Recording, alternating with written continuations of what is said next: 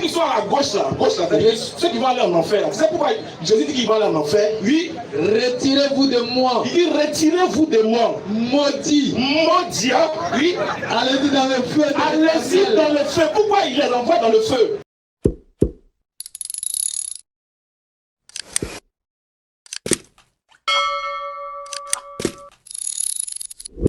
C'est pas dispute vaine, c'est-à-dire échanger. Voilà, c'est l'échange. Sagesse et bonne exhortation. À vous l'honneur. Et Dieu. Alhamdulillah, la louange est Allah qui est le Seigneur de l'univers.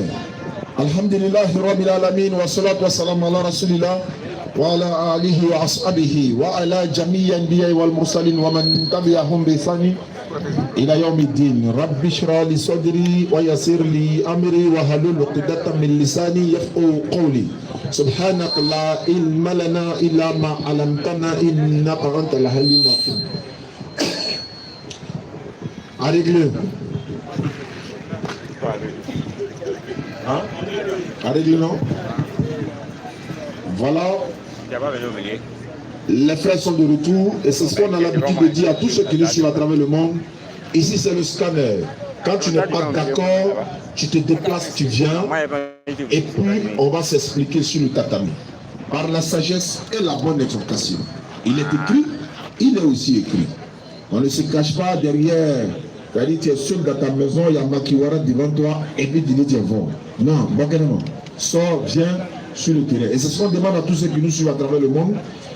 Nous avons émis des options. C'est-à-dire, nous, on peut se déplacer pour aller dans ton village. On va les faire débat là, devant ton public. Ou bien tu viens ici. Tu dis, tu ne vas pas. C'est-à-dire, tu ne viens pas, nous, on ne va pas. Mais, comme Gédéon a dit une fois, il dit, on va faire comme Ukraine et Russie. Il a dit non, lance-le aussi, lance. Non, il a dit non, c'est pas tennis. Voici des vrais hommes de Dieu. Ils sont venus pour qu'on puisse échanger. Comme je l'ai dit encore une fois, le thème du jour, c'est le salut. C'est-à-dire comment obtenir le paradis. Les musulmans espèrent, ils pensent, ils croient. Et ils ont la certitude que s'ils meurent, ils seront sauvés. Les chrétiens disent également, oui, nous croyons en ce que vous dites, hein, mais nous on dit, nous aussi, si on est mort dans notre belle religion, le christianisme, en croyant en Jésus-Christ, si on est mort, on sera aussi sauvé. En d'autres termes, il y a paradis musulman et puis il y a paradis chrétien. Parce que le musulman dit, chrétien n'en va pas au paradis. Chrétien aussi dit non, musulman aussi ne va pas au paradis. Donc on va venir regarder ce qui est écrit et puis on va analyser. Donc, modérateur Bismillah. Assalamu alaikum wa rahmatullahi wa barakatuh. Wa alaikum assalam wa rahmatullahi wa barakatuh. Sans trop tarder, alhamdulillah, nous allons donner 5 minutes d'introduction à certains. Voilà. Okay. Vous avez 5 minutes pour introduire, pour planter le décor.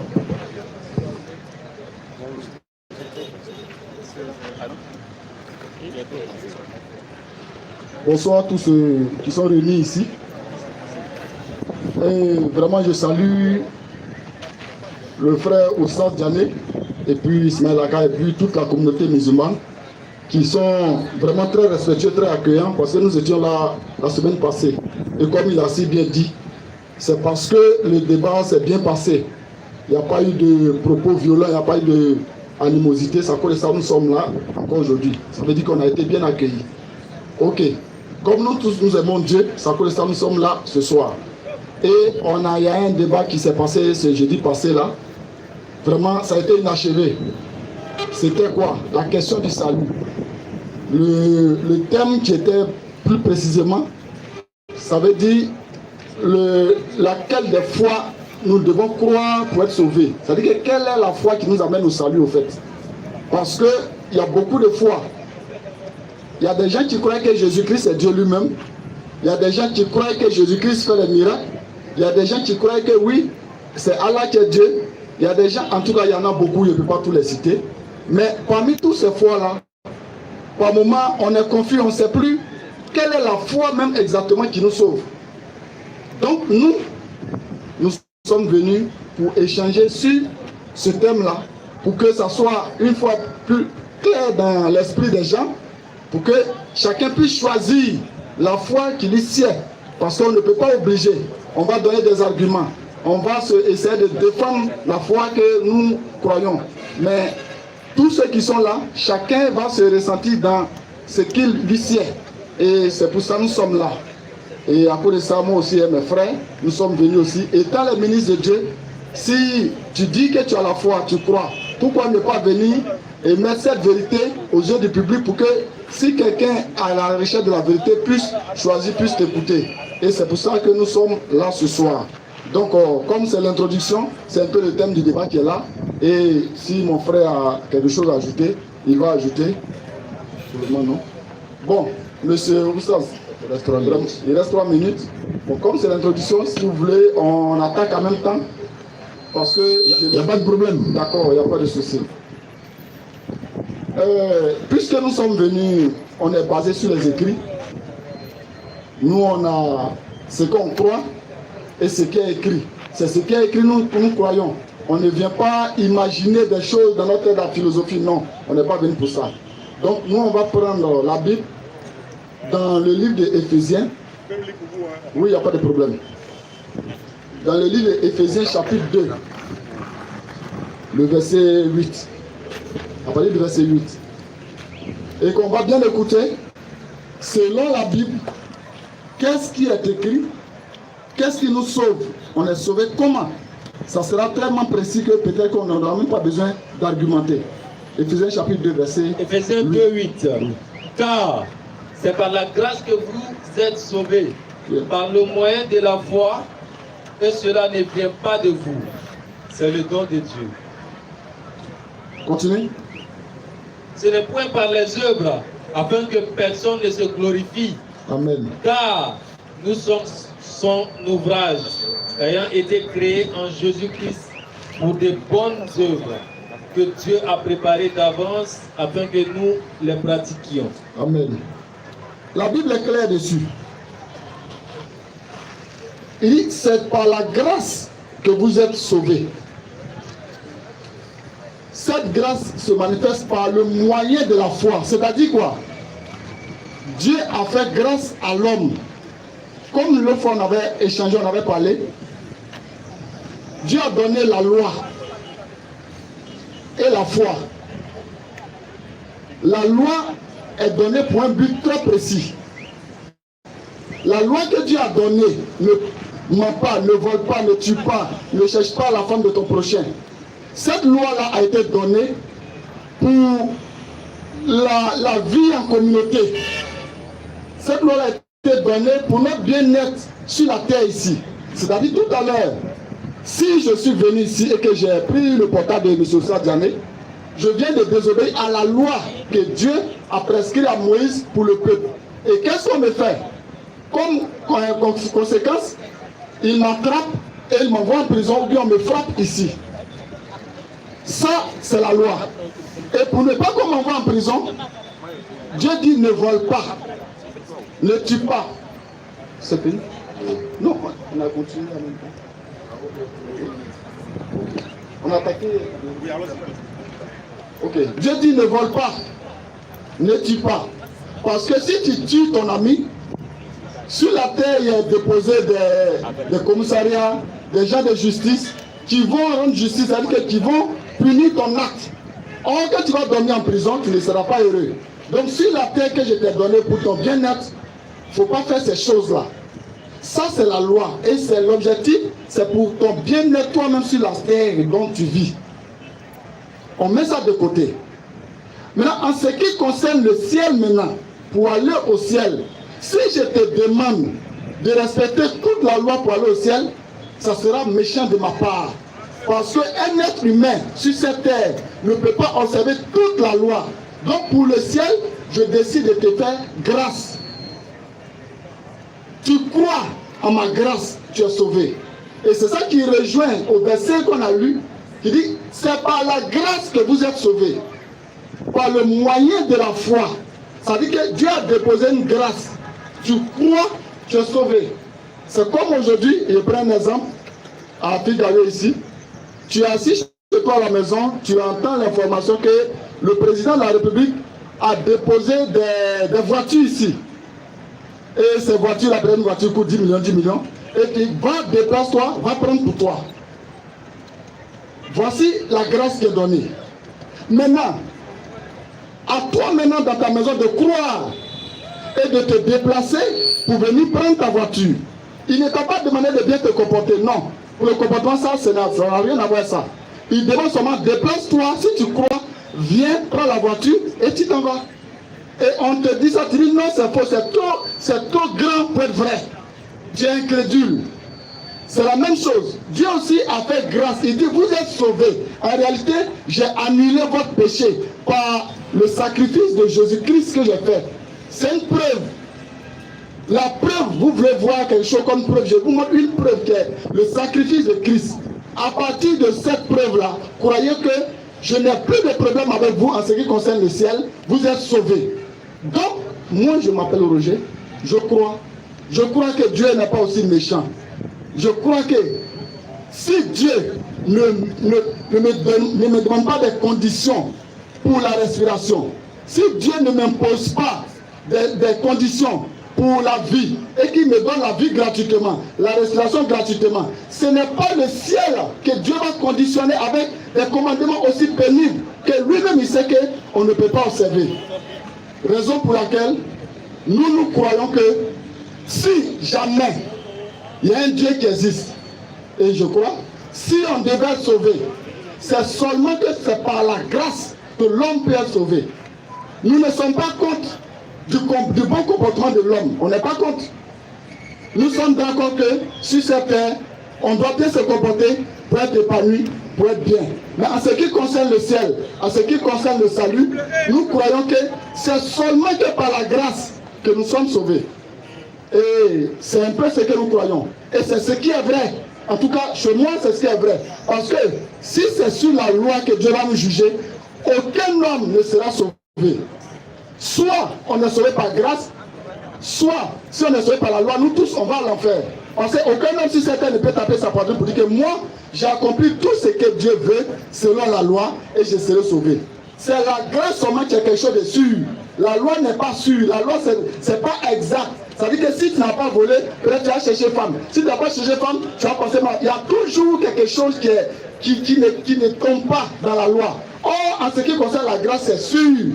Si je dois aller passer un examen et que mon oncle m'appelle pour dire qu'il ne faut même plus venir passer l'examen parce que comment on appelle là, le diplôme que tu cherches, le bac par exemple, tiens, moi je te donne ça, c'est plus la peine. Tu as vu que c'est sûr. Mais s'il me dit, il faut aller passer le bac, par tes efforts, si tu as bien étudié, tu as bien travaillé, tu vas avoir. Ce n'est pas une grâce et ce n'est pas sûr. Parce que si je m'en vais, il y a beaucoup de choses qui peuvent arriver. Je peux penser pouvoir bien bosser, mais ce jour, je peux tomber malade. Ce jour, je peux être stressé et il y a beaucoup de choses qui rentrent en jeu. Donc ça, ce n'est pas une grâce. Donc quand à la loi, il n'y a rien de sûr. Ce n'est pas précis. On ne peut pas croire à la loi. On croit à la grâce. La grâce, là, c'est sûr. Je l'ai eu. Merci. C'est en cela que nous disons merci à Dieu. Parce que si nous devons observer la loi pour être sauvés, la gloire totale ne revient plus à Dieu, mais la gloire est partagée. Parce que je dirais à Dieu, c'est parce que j'ai fait quelque chose que je suis sauvé.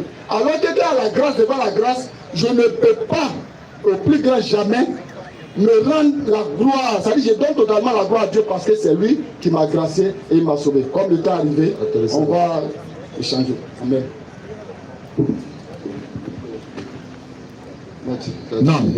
Alhamdulillah Rabbil Alamin wa salatu wa salam ala Rasulillah wa salam alaikum wa rahmatullahi wa barakatuh. Alhamdulillah. J'ai beaucoup écouté le frère. J'ai ressaisi, ça dit, j'ai saisi trois choses.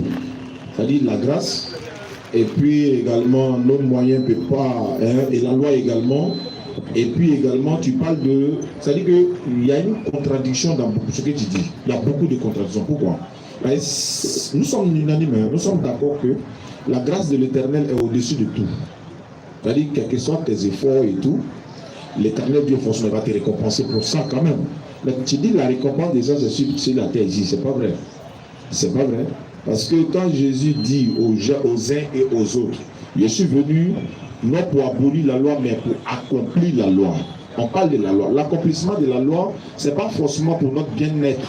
Et tu as dit, si on appliquait toute la loi de Dieu, ça ne peut pas nous amener au paradis. Je vous ai dit jeudi passé, montrez-moi une seule loi de Dieu qu'on ne peut pas respecter. Je demande, montrez-moi une seule loi de l'éternel Dieu que l'homme ne peut pas respecter. Je veux savoir. C'est vrai, il est écrit, mais il faut montrer. Voilà, cette loi, on ne peut pas respecter. Ça, c'est un. Deux, la grâce, c'est vrai. Mais quand vous parlez de grâce, là, si Jésus doit mourir pour vous, il n'y a plus de grâce. S'il y a grâce, il n'y a plus la mort de Jésus, puisque c'est grâce qui vous prend. Mais pourquoi cette grâce-là est conditionnée par la mort de Jésus encore? C'est que ce n'est plus la grâce. C'est ça le problème en fait. Si il parle de grâce, nous on peut dire, bon, oui, la grâce parce qu'on est musulman, voilà, il n'y a pas de conditions. Attends, le président de la République a-t-il besoin de conditionner un prisonnier pour le gracier? Non, il doit tuer ton frère qui a cocodile d'abord, et puis toi qui es en prison, on va te gracier. Il n'y a pas de grâce en ce moment. Si c'est la grâce, certes, c'est la volonté de l'éternel Dieu, la pitié de l'éternel, il accepte, il te pardonne sans condition. À partir du moment où il y a une condition, ce n'est plus la grâce. C'est ce que je suis en train de dire. Si vous parlez de grâce, ne dites pas que Jésus est mort pour vos péchés. Deuxièmement, la foi dont on parle, Jacques chapitre 2, verset 14. Tu vas voir ce que la Bible dit. Dans le livre de Jacques, la foi ne peut pas aller sans les œuvres. C'est-à-dire que toi, si où tu es là, ici, je te dis, montre-moi ta foi. Tu ne peux pas. Tu vas montrer ta foi comment, en quoi faisant. Jacques 2, 14. Jacques 2, 14. Vas-y, frère. Mes frères. Que sert-il à quelqu'un de dire qu'il a la foi? Ça sert à quoi à une personne de dire, bon, j'ai la foi, oui. S'il n'a pas les œuvres.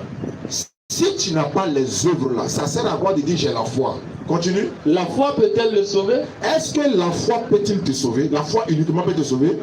Continue. Si un frère ou une soeur sont nus. Quand tu dis que tu as la foi, oui, ton frère à côté il est nu, l'autre là il a faim.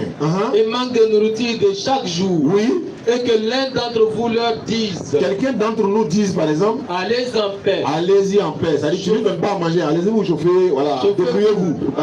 Et vous rassasiez. Oui, allez-y vous débrouillez. Voilà. Chauffez-vous, rassasiez-vous.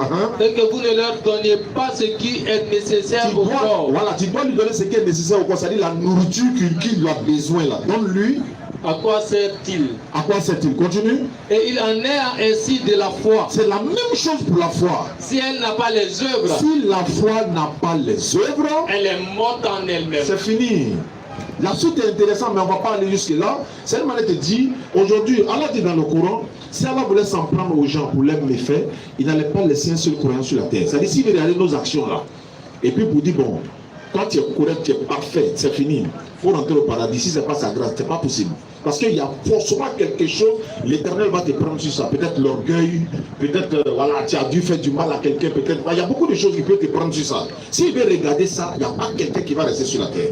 Maintenant, il nous demande de faire les œuvres. Ce sont nos compétences. Nous sommes dans une compétition sur la terre.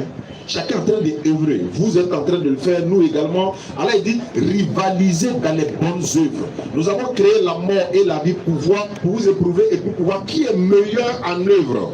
On est en train de compétir pour obtenir quoi? Le salut. Mais quelqu'un dira, toi tu as la foi. Bon, toi tu as la foi. D'ailleurs, même toi tu l'as dit, tu parles de foi. Toi tu as la foi, non? Et moi j'ai les œuvres. Non, moi j'ai les œuvres. Montre-moi ta foi sans les œuvres. Je te demande maintenant, il faut me montrer ta foi sans les œuvres. Tu peux pas. Il faut l'accompagner par les œuvres. Et moi je te montrerai la foi par mes œuvres. Mes œuvres. Il prend l'exemple de Ram, la prostituée, etc., etc. Donc aujourd'hui, on est clair. Est-ce que le musulman peut être sauvé? Oui. En quoi faisant? Les 5 piliers de l'islam, c'est-à-dire que la connaissance en Allah, la pratique de l'islam, l'obéissance en Allah. Après tout ça là, tu fais les bonnes œuvres. Les bonnes œuvres ne consistent pas seulement à payer une nourriture pour donner à quelqu'un. Ce que nous sommes en train de faire, ce sont des bonnes œuvres.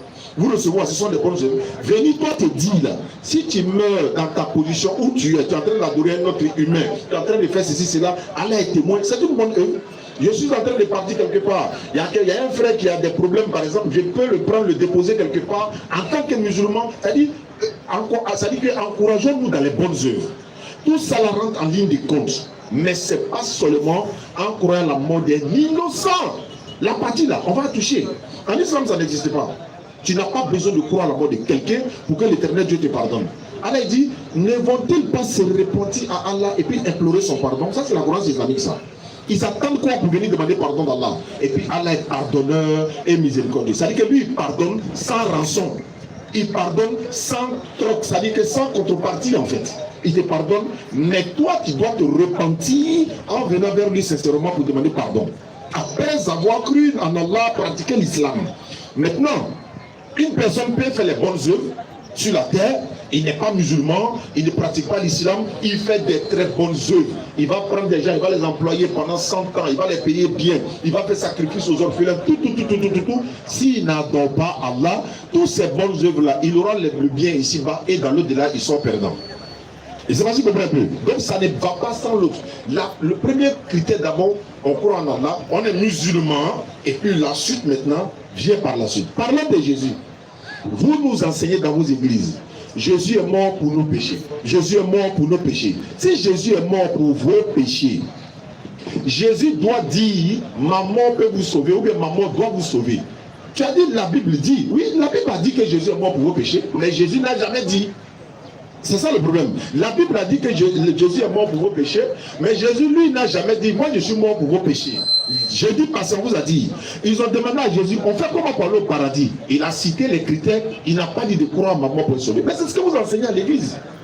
Et d'ailleurs, et ça c'est pas une conception de tous les chrétiens. Il y a des chrétiens qui croient même plus que Jésus est mort pour les péchés. Alors que la conception musulmane, elle est unanime. Il n'y a pas mort dedans, il n'y a pas sacrifice pour le paradis. Crois en Allah, tu es musulman, tu fais les bonnes œuvres. Bismillah, bonne arrivée. On avait 15 hein. Et ils ont fait 5, 10. Tu es sûr? Comme tu insistes. Alhamdulillah. Alhamdulillah. Alhamdulillah. Je profite des 3 minutes restantes pour m'excuser du retard. Et puis il dit assalamu alaikum wa rahmatullahi wa barakatuh. Wa alaikum assalam wa rahmatullahi. Voilà, donc je suis content de retrouver mes frères du jeudi passé. On nous espérait qu'aujourd'hui encore on va finir d'épingler ce sujet-là. Et puis peut-être on pourra passer à un autre si possible. Donc merci beaucoup d'être passé. On espère que ce qu'on a dit le jeudi passé, vous avez pris note et que vous avez compris notre position pour ne pas qu'on revienne en arrière. Alors, on va vous redonner encore le restant des minutes et puis le temps que la machine se mette en place, Inch'Allah, pour pouvoir encore aller plus loin. Merci beaucoup et à tout à l'heure.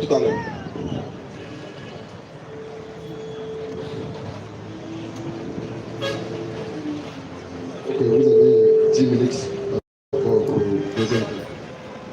Ok, merci beaucoup. Vraiment, aujourd'hui, on sera très précis.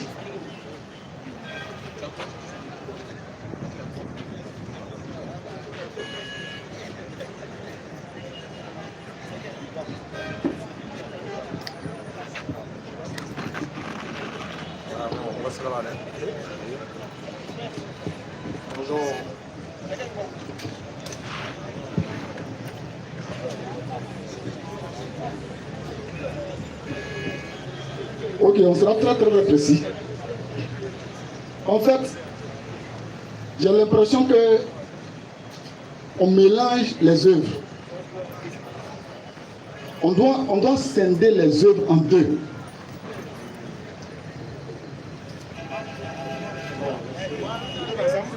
Non.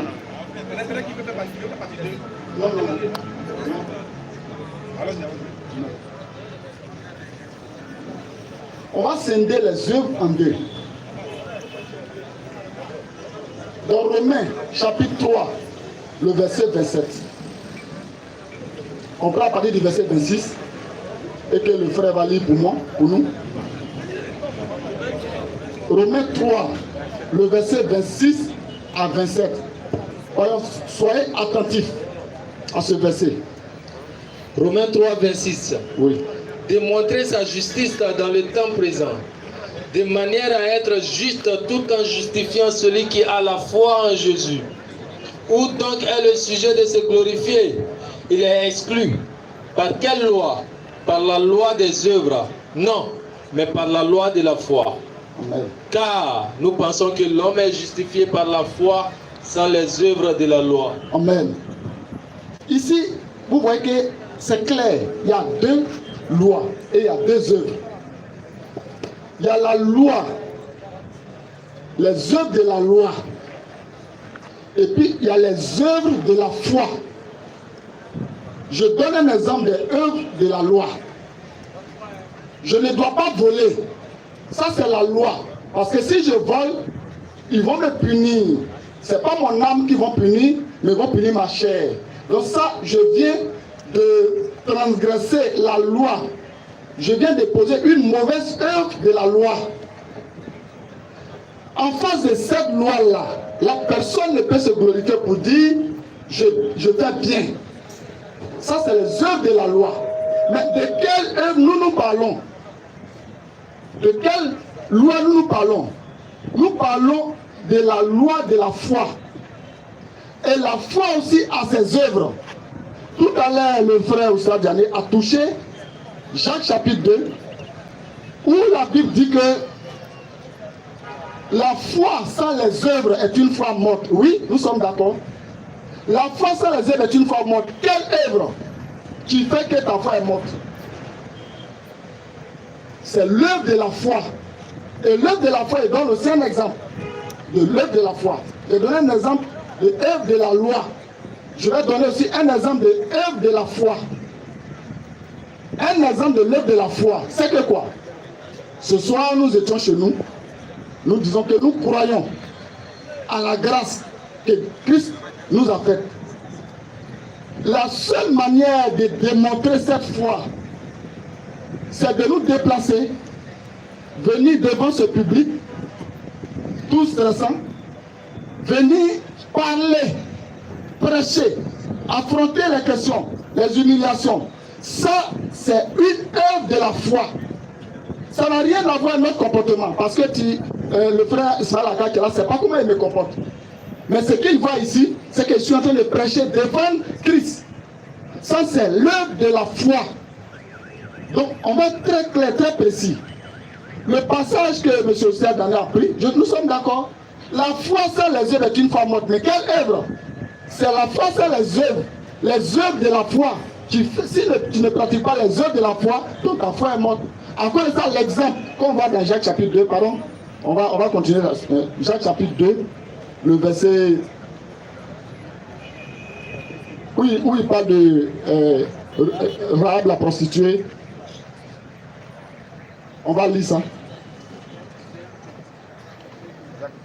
Jacques 2 là. À la suite, où il s'est arrêté, on continue. Ouais, verset 20 par là.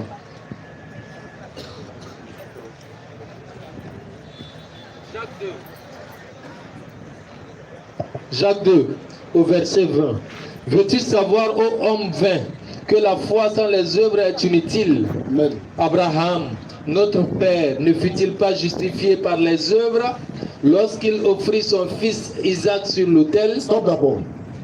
Vous voyez ici l'exemple que Dieu prend. Il dit Abraham, notre père, ne fut-il pas justifié par les œuvres? Quelle œuvre Abraham a faite pour que Dieu lui déclare juste? Ce n'est pas une œuvre de la loi. Ce n'est pas sur le comportement d'Abraham que Dieu a justifié Abraham.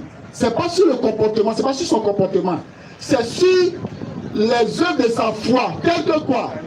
Dieu lui a dit, offre ton fils en sacrifice. Tu dis, tu me crois. Tu as le choix. Soit tu dis, oui, je te crois, mais je ne peux pas offrir mon fils. Soit tu as la possibilité de justifier ta foi en allant sur l'autel pour aller sacrifier Isaac. Et en allant sacrifier Isaac, ça n'a rien à voir avec le comportement d'Abraham, mais ça c'est une œuvre de la foi. C'est la foi d'Abraham qui le permet de se déplacer et d'aller sacrifier Isaac, qui n'a rien à voir avec le comportement d'Abraham. Je précise ça très bien. Donc ici, vous voyez les exemples qui sont cités. On dit Abraham, notre père, ne fut-il pas justifié par ses œuvres quand il offrit Isaac en holocauste? Le deuxième exemple encore qui suit, que Dieu prend encore. Tu vois que la foi agissait avec ses œuvres, oui, et que par les œuvres la foi fut rendue parfaite. Ainsi s'accomplit ce que dit l'Écriture. Abraham crut à Dieu et cela lui fut imputé à justice. Et il fut appelé ami de Dieu. Abraham crut à Dieu. Abraham ne s'est pas bien comporté, mais Abraham crut à Dieu. Tout à l'heure, je ne connais pas le comportement de M. Oussard Diané ou bien Ismaël Aka. Ça, je m'en fous de ça. S'il a les problèmes, ça, c'est pas à mon niveau. Mais ce que je sais, c'est qu'il est en train de démontrer sa foi par ses œuvres. En quoi faisant? En organisant ce programme de prêcher la parole de Dieu. Voilà l'œuvre de la foi. On continue. Au verset 24, oui. Vous voyez que l'homme est justifié par les œuvres et non par la foi seulement. Amen. Rahab, la prostituée, ne fut-elle pas également justifiée par les œuvres lorsqu'elle reçut les messagers et qu'elle les fit partir par un autre chemin? Amen, c'est bon. Rahab, la prostituée, si ce n'est pas le comportement que l'homme est justifié, on ne peut pas justifier Rahab. Parce que la Bible déclare qu'elle est prostituée. Mais pourquoi elle est justifiée? En quoi est-ce qu'elle a montré sa foi? Ce n'est pas par son comportement. Parce que si ce n'est pas son comportement, elle est prostituée. Déjà, elle est disqualifiée. Elle a démontré sa foi en cachant les espions qui sont venus. Puisqu'elle croit en Dieu, elle croit qu'ils sont dans la vérité. Donc elle les soutient, elle œuvre pour les cacher pour eux. Vous voyez que les exemples qui sont cités par rapport à l'œuvre dont Dieu nous demande n'a rien à voir avec le comportement de l'homme. Alors, je veux qu'on a qu'à dissocier. Je ne suis pas contre le bon comportement de l'homme. Mais ce n'est pas de cette œuvre-là que la Bible parle. Les œuvres de la foi, c'est de ça la Bible parle. La foi sans les œuvres est une foi morte, je suis d'accord. Même si la pasteur confond, il mélange tout. Mais aujourd'hui, je vous demande pardon. Ne nous mettez pas trop dans le groupe des chrétiens. Oui, si croit en Christ, on appelle ça chrétien, bon là on accepte. Mais nous sommes neutres. Parce que nous aussi, nous ne sommes pas contre musulmans. On peut accepter comme on appelle musulmans. Parce que ce n'est pas le nom. Mais nous, nous croyons. L'homme vient de montrer ce qui est vrai.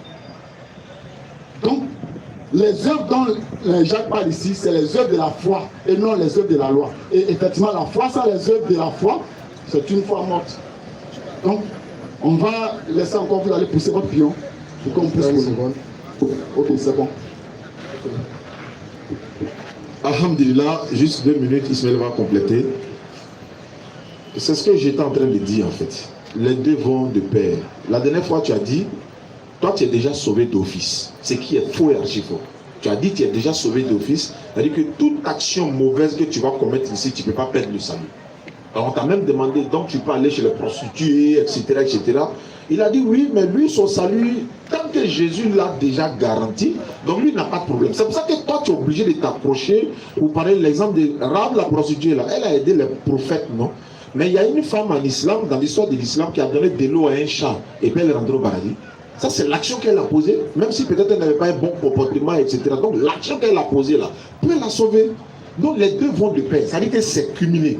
Mais quand vous enseignez pour dire, supposons d'autres enseignent, vous êtes d'accord avec ça, qu'un chrétien ne paie pas le salut, c'est-à-dire quelle que soit l'action, il va aller mourir chez les prostituées, il va violer. On t'a même pris l'exemple de viol, j'ai dit parce que tu as dit oui. Même si toi tu violes quelqu'un là, toi tu seras sauvé. Mais à ce moment-là, on est dans quel monde? C'est-à-dire que le monde des humains va te juger, à plus forte raison le monde de Dieu. C'est-à-dire que le jour du jugement de Dieu, tu seras condamné. C'est-à-dire que quoi? Même dans la Bible, on va prendre 1 Samuel 2, verset 3. 1 Samuel chapitre 2, verset 3. Tu vas voir ce que l'Éternel Dieu va dire. Et c'est coranique. Elle a dit, celui dont la balance sera lourde, il sera dans une vie agréable. Quelle balance? En fonction de tes actions. Je le répète encore, après la croyance en Allah. Mais après tout ça, on va rentrer dans le but du jugement. On va voir maintenant comment vous êtes sauvés. Et puis on va y arriver. Allons-y. 1 Samuel 2, verset 3. Oui. Ne parlez plus avec tant d'auteur. Oui. Que l'arrogance ne soit... J'ai raté le verset. Ça, c'est peut-être. C'est Symphonie 2.3.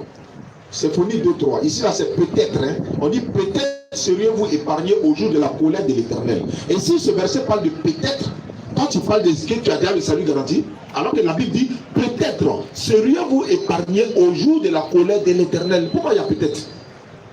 Allons-y. Symphonie 2, verset 3. Vas-y, frère. Cherchez l'Éternel, vous tous. L'Éternel s'adresse à vous. Cherchez l'Éternel, vous tous. Humble du pays. Humble du pays. Qui pratiquez ses ordonnances. Oui. Recherchez la justice. Recherchez la justice. Recherchez l'humilité. Recherchez l'humilité.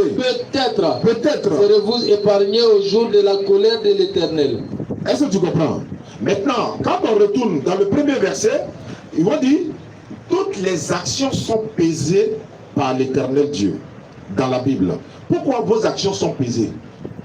Pour faire quoi? On doit peser, trouve-moi le verset rapidement. On doit peser vos actions là pour faire quoi? Mais c'est coranique aussi. Ne parlez plus avec tant d'auteurs. Dans le verset. 1 Samuel 2, verset 3. Merci beaucoup. Ne parlez plus avec tant d'auteurs. Oui. Que l'arrogance ne sorte plus de votre bouche. Ce que tu as dit jeudi passé, c'est de l'arrogance. Hein. Tu dis que tu as déjà le salut garanti, quelque chose, ce qui va se passer. Dieu dit non, il faut arrêter. Hein. Continue. Car l'Éternel est un Dieu qui sait tout. Il est un Dieu qui sait tout. Et par lui sont pesées toutes les actions. Mais la question qu'on se pose là, pourquoi doit-on peser vos actions? Pour obtenir quoi? Pour évaluer quoi? Il doit peser là pour évaluer quoi? Pour bonnes actions et pour mauvaises actions. C'est coranique. On accepte, c'est coranique. Je répète encore. Jésus est mort pour vos péchés. On va y arriver. Bismillah. Alors maintenant. Atakbir. Voilà, je le sens maintenant. Alhamdulillah Rabbil Alamin. Vraiment, merci les frères d'être passés encore une fois. Oui, oui. Sauf que jusqu'à présent, on n'a pas encore réussi à vous cerner. À toucher le point. Vrai point. C'est-à-dire que la chose est là, ça bat, mais on n'a pas encore touché depuis là. On tourne autour. Le problème, c'est que tu as dit quelque chose qui est important. C'est que, de toutes les manières, chaque action qu'on mène, qu'elle soit dans la foi ou dans la loi, c'est ces actions-là qui vont nous justifier au jour de la résurrection. De toute façon, l'action de la loi, le fait que tu sois venu ici par la foi et que tu aies pratiqué cette œuvre par la foi, c'est ce qui va témoigner pour toi en ta faveur au jour de la résurrection. Voilà. Donc ce qui veut dire que si tu n'étais pas venu, tu n'auras pas de récompense de la part de ton action que tu as posée avant. Donc l'action que tu poses aura une répercussion sur toi au jour de la résurrection. De toutes les façons, ça devient une œuvre. Œuvre de la loi, œuvre de la foi, égale œuvre. Parce que il y a la récompense dedans. Voilà. Bon, si c'était ailleurs, ça allait prendre, mais ici, ça ne prend pas. Donc, on va revenir maintenant. Donc, ce que Jésus dit, dans un cap, nous, je vous ai donné un verset la dernière fois, Matthieu 25, à partir du verset 32. Vous n'avez pas. Souvent, quand on fait les débats, là, c'est important de noter les versets que ton co-débatteur te donne. Arriver à la maison, essayer d'étudier le verset. Pourquoi il a donné? C'est vrai que quand on est dans la foule, on n'a pas le temps d'expliquer les versets. Vous voyez, mais on vous donne pour que après, même vous-même, vos versets que vous donnez là, moi j'ai mémorisé ça, que je suis arrivé à la maison, je suis allé penser, et penser sur peine pour voir si vraiment il y a, si c'est éloquent ce que vous avez dit. S'il y a la guidance dedans, ça pourra me guider. Mais j'ai compris qu'on vous a donné les versets, vous avez écouté, mais vous n'avez pas vérifié. Et comme on n'avait pas le temps d'expliquer, vous n'avez pas aussi compris le verset. Parce que si vous aviez compris les versets qu'on vous a donnés précédemment, je promets que vous n'allez pas revenir encore répéter les mêmes choses. Frère, tu n'es pas chrétien. Moi, je ne vais pas t'appeler chrétien. Mais est-ce que tu acceptes que je t'appelle la brebis du Seigneur, Jésus-Christ? On est d'accord? Tu es une brebis du Seigneur, Jésus. Qu'est-ce que Jésus dit de ces brebis? Jean 10. Jean 10, verset 14. Oui. Je connais mes brebis et elles me connaissent. Très bien. Donc, Jésus dit qu'il te connaît et que toi, tu le connais. N'est-ce pas? Tu es sa brebis. Il dit, je connais mes brebis et elles me connaissent. Vas-y. Comme le Père me connaît et comme je connais le Père. Vas-y. Et je donne ma vie pour mes brebis. Je donne ma vie pour mes brebis. Vas-y. J'ai encore d'autres brebis qui ne sont pas de cette bergerie. Celles-là, il faut que je les amène. Vas-y. Elles entendront ma voix. Oui. Et il y aura un seul troupeau. Jésus a dit que les brebis entendent sa voix, elles le suivent. Et personne ne peut les ravir de la main de son Père.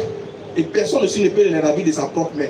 Donc une brebis, quand elle entend la voix de son berger, qui est Jésus, doit comprendre automatiquement et suivre. Maintenant, regarde, si tu es la brebis de Jésus, tu sais pourquoi tu es la brebis de Jésus, Jésus va te dire pourquoi tu es sa brebis, si vraiment tu te réclames de lui. Écoute bien, moi, c'est pas moi qui parle, c'est Jésus qui parle. Donc, oublie-moi, et puis imagine-toi que c'est ton maître qui est en train de te parler au travers des Écritures. Parce que je ne vais pas interpréter. Je veux que tu écoutes et que tu médites toi-même. Parce que c'est que tu as la capacité de méditer.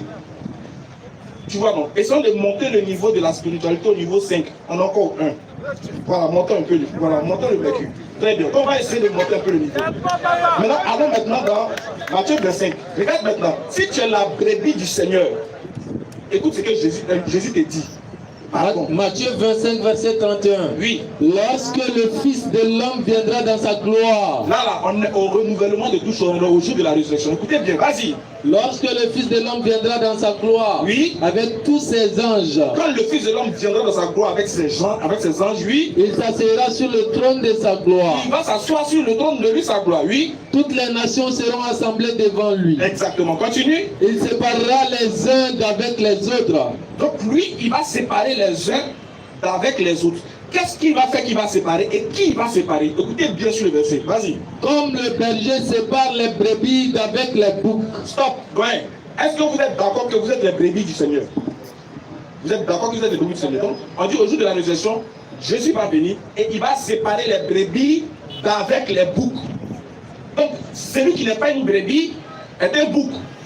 Donc, celui qui suit Jésus est la brebis. Donc, vous êtes les brebis. Donc, Jésus dit, il va séparer les brebis d'avec les boucs. Donc, il y aura une différence entre la brebis et le bouc. Qu'est-ce qui va faire la différence entre la brebis et le bouc? Écoutez, allez-y. Et il mettra les brebis à sa droite et les boucs à sa gauche. Donc, il va vous prendre, vous là, il va vous mettre à sa droite et les autres à leur gauche, à sa gauche plutôt. Vas-y. Alors le roi dira à ceux qui seront à sa droite. Maintenant, vous les brebis qui êtes à sa droite, là, vous savez pourquoi il vous a mis à sa droite? Le Père il va vous expliquer pourquoi il vous a pris, il vous a mis à sa droite. Quand on dit la droite, c'est que c'est la faveur de Dieu, c'est que vous méritez le royaume des cieux. Vas-y. Venez. Il dit venez. Vous qui êtes bénis de mon Père. Vous qui êtes bénis de mon Père. Pardon, je vais expliquer ça. On va expliquer, vous comprendre. Vas-y. Prenez possession du royaume qui vous a été préparé dès la fondation du monde. Ouais. Je veux une confirmation. Est-ce que le royaume ici, là, c'est le paradis? C'est le paradis? Ok, merci. Donc, c'est-à-dire, il vous dit, vous serez au paradis. Il va vous donner la raison. Écoutez bien, si vous n'acceptez pas, c'est que vous n'allez pas au paradis. Ah, ouais. Si tu es la brebis du Seigneur, le message t'est adressé. Si tu refuses d'accepter ça, c'est que tu ne vas pas aller au paradis. Parce que la condition pour aller au paradis, c'est ce que le maître va dire. C'est quoi la condition? Vas-y. Car j'ai eu faim. J'ai eu faim. Et vous m'avez donné à manger. Arrête-toi. Ça, c'est une œuvre de la loi et de la foi. Oui, donnez-lui le micro, on va changer. J'ai eu faim. Vous m'avez donné à manger. C'est une œuvre de la loi et de la foi. Selon vous, c'est une œuvre. Non, moi, il n'a pas rien dit. Non, je réponds. Oui. Écoute-moi bien. Oui. Quand tu lis là, il y a ce que tu comprends, il y a ce que je comprends. Après, ça dit selon vous. Selon vous, Jésus est en train de parler de la gentillesse terrestre. Non, il dit j'ai eu faim, vous m'avez donné à voir. Cette action-là, c'est une œuvre de la loi et de la foi. Je suis en train de répondre. Oui. Selon moi, là, oui. C'est une œuvre de la foi dont Jésus est en train de numérer. C'est pas grave, c'est une œuvre. Voilà. C'est pas grave. Après, ça dit selon vous. Non, moi-même, si tu veux que tu dises que c'est l'œuvre de la foi. Ok. C'est que c'est une œuvre. C'est une œuvre, mais de la foi. Selon moi, mais selon toi, c'est une œuvre de la loi dont Jésus est en train de parler. Non, moi-même, il veut que tu dises que c'est l'œuvre de la foi. Oui, donc selon moi, selon ma compréhension, par après, il a pris la parole, oui. Il a te demandé que c'est une œuvre de la foi. D'accord, je suis d'accord. Ok. Si tu dis que c'est une œuvre de la foi, je suis d'accord. On va monter au niveau dont tu dis non. Voilà, au niveau, non. Voilà, donc on est à le micro d'abord. On est toujours au niveau. Donc c'est une œuvre de la foi. Oui. De toutes les façons, est-ce que c'est pas une œuvre? C'est toujours une œuvre. Oui. Très bien. Maintenant, si on va voir, moi je ne veux même pas discuter avec toi sur l'œuvre de la foi ou pas. C'est que c'est une œuvre. Continue. J'ai eu soif. J'ai eu soif. Et vous m'avez donné à boire. C'est toujours une action qui est menée. J'étais étranger. Il dit j'étais étranger. Et vous m'avez recueilli. Vous m'avez recueilli. C'est une action qui se passe sur terre, qui s'est passée sur terre. J'étais nu. J'étais nu. Et vous m'avez vêtu. Il n'était pas nu au jour de la résurrection. Il n'était pas nu au ciel là-bas. C'est à terre ici, il était nu. Et puis vous l'avez fait ça. Vas-y. J'étais malade. J'étais malade. Et vous m'avez visité. C'est une action, c'est une œuvre encore. Vas-y. J'étais en prison. C'est-à-dire que c'est à cause de ça que vous êtes au paradis. Hein. Et vous êtes venu vers moi. Est-ce que tu comprends? C'est à cause de ça. C'est pas parce qu'il est mort. Hein. Jusqu'à présent, il n'a pas considéré parce que tu as cru que mon sang a coulé. Il est en train de citer pourquoi tu es au paradis. Parce que j'ai eu faim, tu m'as donné à manger. J'ai eu soif, tu m'as donné. J'étais malade, tu es venu me voir. Continue. Les justes lui répondront. Maintenant, les justes là, vous, les brebis, là-bas, ils demandent oui. Seigneur. Seigneur. Quand avons-nous vu avoir faim? Oui. Et t'avons-nous donné à manger? Mais les gens ils demandent, mais non, tu n'as jamais vu avoir faim. Puisque c'est toi qui parles. On t'a jamais vu.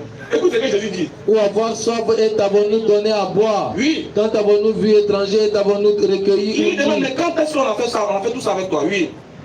Et le roi leur répondra. Oui, il leur répondra. Je vous le dis en vérité. Je vous le dis en vérité, oui. Toutes les fois que vous avez fait ces choses à l'un de ces plus petits de mes frères. Il dit toutes les fois que vous avez fait for un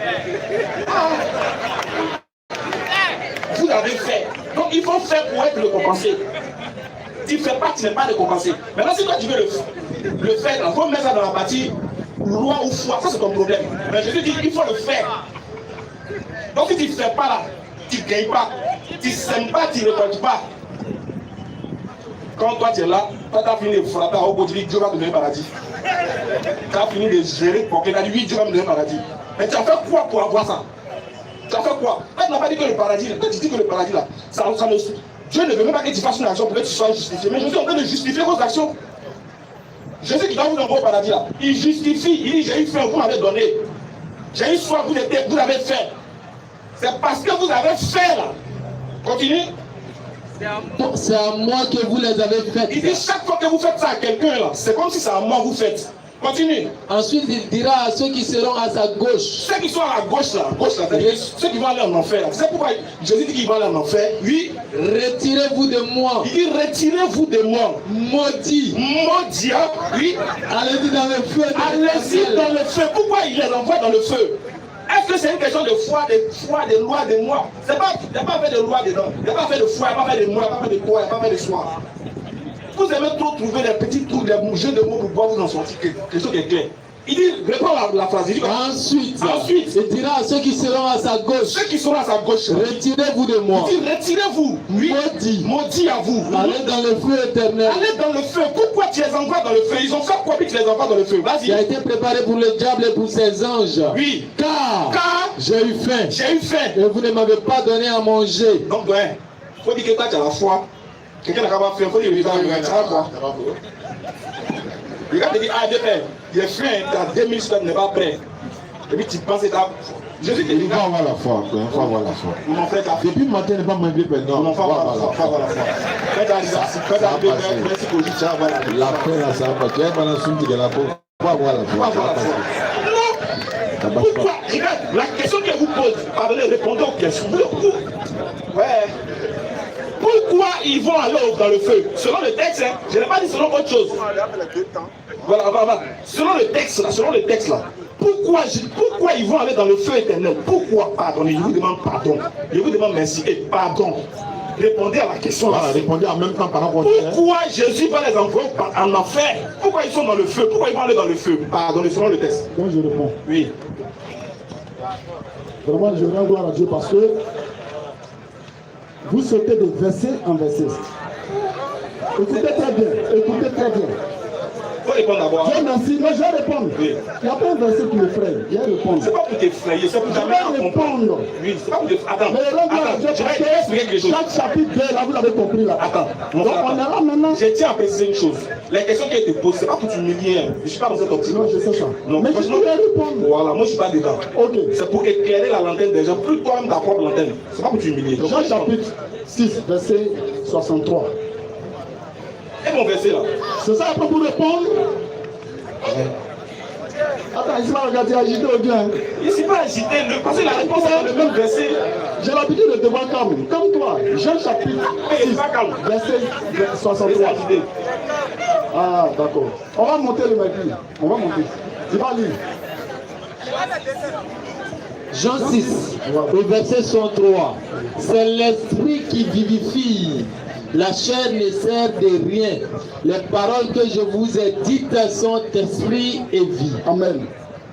C'est l'esprit. C'est la compréhension qui vivifie. Il faut bien expliquer ça. C'est l'esprit qui vivifie. Et Jésus dit que les paroles qu'il dit là sont esprit et vie. Maintenant, est-ce qu'il s'est arrêté là? Ça veut dire que... Est-ce qu'il s'est arrêté là? Si ça me pose question, laisse-moi le temps de répondre. Ou bien soit, pendant ton temps, quand on va arriver dans la question-réponse, on va se concerner. Ah, c'est changeant. Donc si tu me poses une question, parce que c'est celui qui ment, c'est celui qui ne dit pas la vérité, qui aime sauter les choses. Moi, quand tu me poses une question, tant qu'on ne répond pas, on ne va pas devant. D'accord, ok, réponds à la question. Jésus dit, les paroles qu'il nous dit là, c'est esprit et vie. Ça veut dire la compréhension dont toi, tu as ça sur le verset que tu as donné, où il dit j'ai eu faim, j'ai eu soif là. Toi, tu comprends ça de manière charnelle. Maintenant, je vais te donner l'explication. Allons-y. Après ça, tout à l'heure, il t'a dit que toi, tu as pas manière à toi de comprendre ça. Est-ce qu'il t'a demandé de m'expliquer? T'as vu, non? Mais c'est la question que tu m'as posée. T'as vu?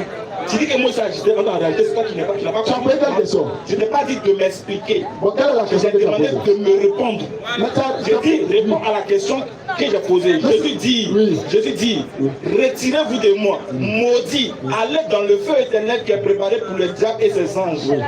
Je demande, pourquoi Jésus, selon le texte, moi il a coupé, il y a le verset, il veut que lui-même ça sorte de sa bouche. Selon le texte où Jésus est en train de parler là, pourquoi il les envoie en enfer? C'est ça, il dit là, les mots qui sont employés dedans, faim, soif, prison là. En fait, il me dit de te répondre, mais je ne peux pas te répondre sans t'expliquer. Parce que pour que tu comprennes ma réponse, il faut que je t'explique.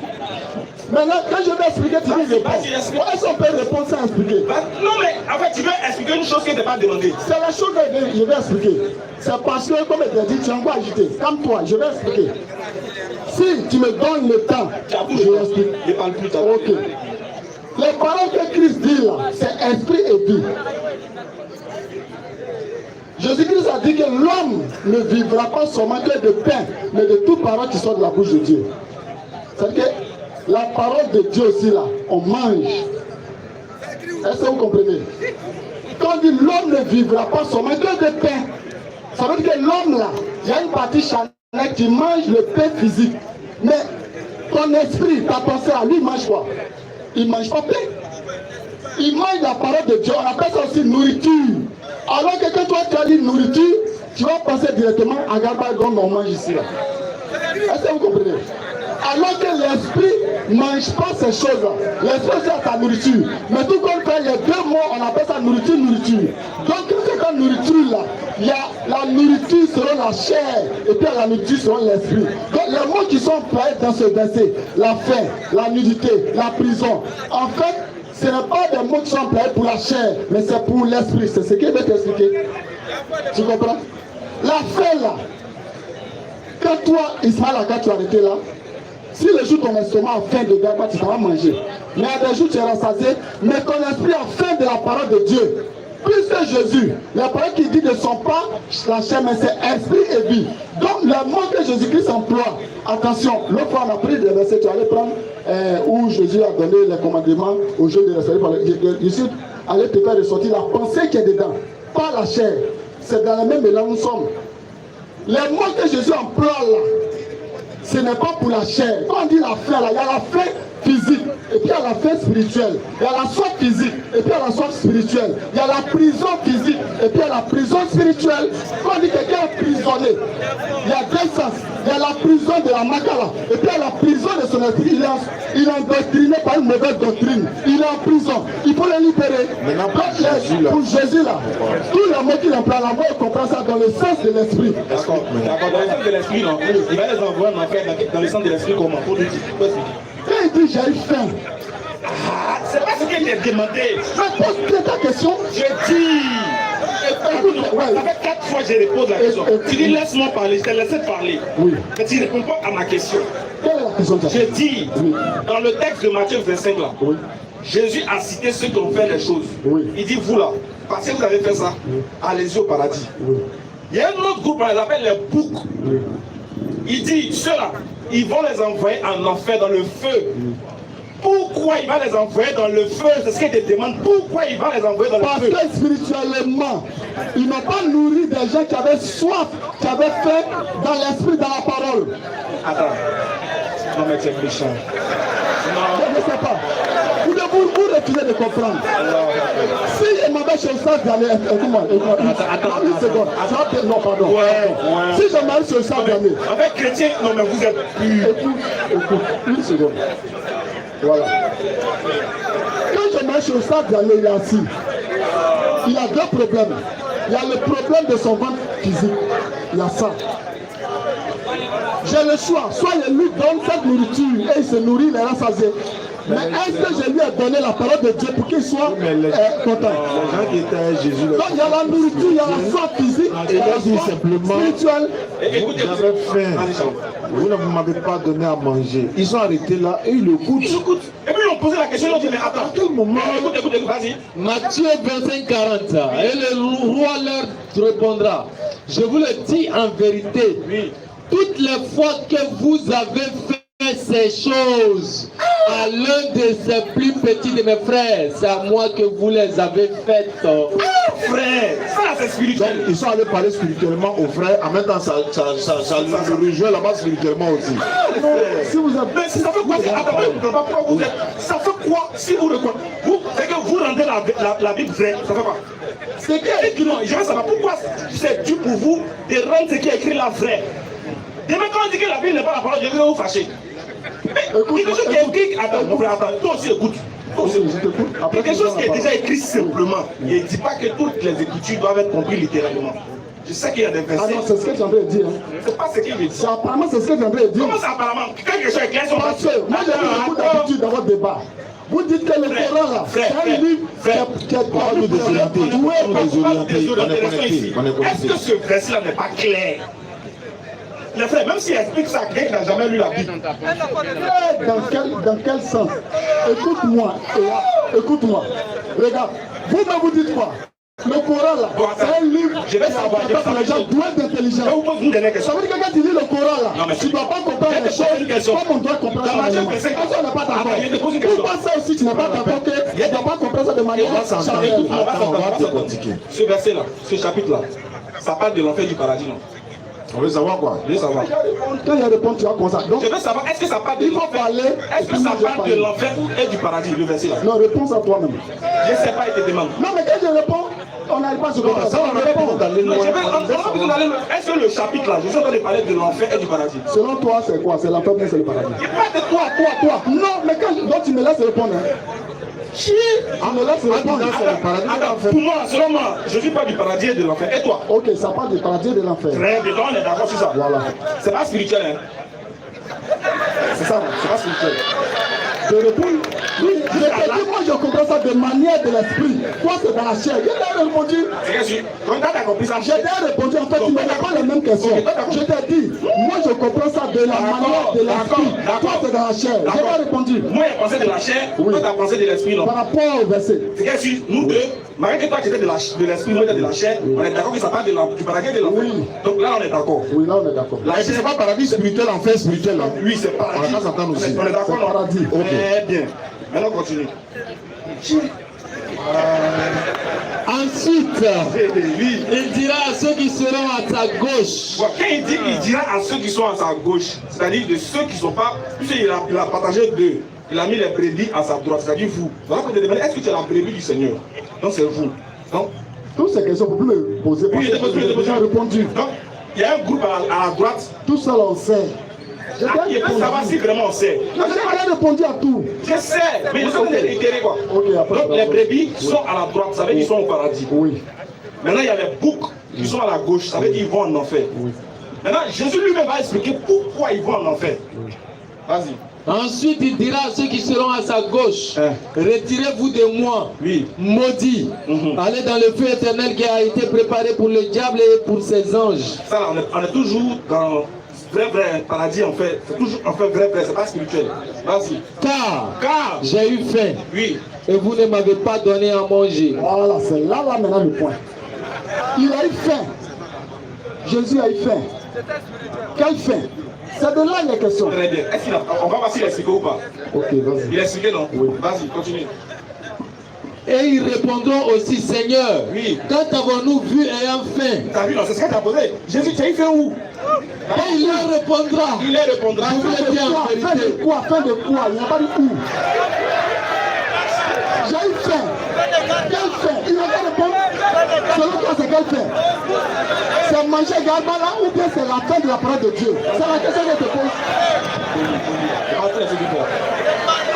Et il leur répondra, je vous le dis en vérité, toutes les fois que vous n'avez pas fait ces choses à l'un de ces plus petits, c'est à moi que vous ne les avez pas faites. Je suis d'accord.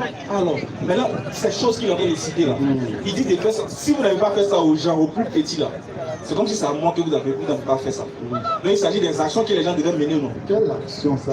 Ça concerne quoi? Faim. Mange, fais. Voilà, c'est-à-dire selon vous, c'est la fin de l'estomac. Est-ce que Jésus a besoin de manger?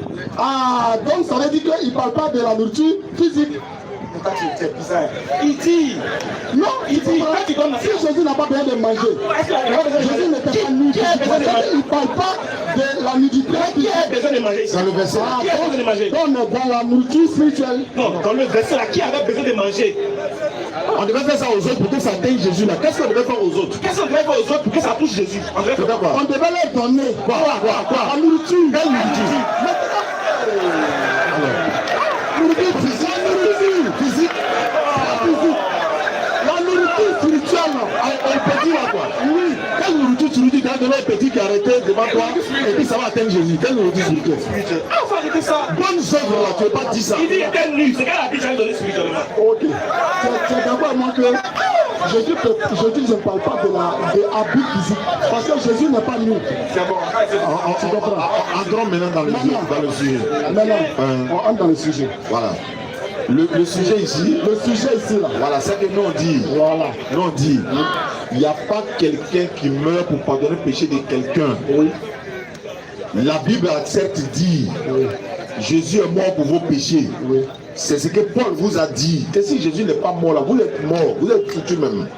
Nous disons, c'est ce que Paul a dit. Jésus n'a-t-il pas enseigné comment obtenir le paradis? Si oui, est-ce qu'il a parlé de sa mort dans l'obtention du paradis? C'est non. Maintenant, quand il dit pouvoir obtenir le paradis, c'est de ça qu'il s'agit maintenant. Je répète, hein, Jésus n'a-t-il pas dit aux gens comment on fait pour obtenir le paradis? Si, il en a dit. Est-ce qu'il a parlé de sa mort dedans? Non.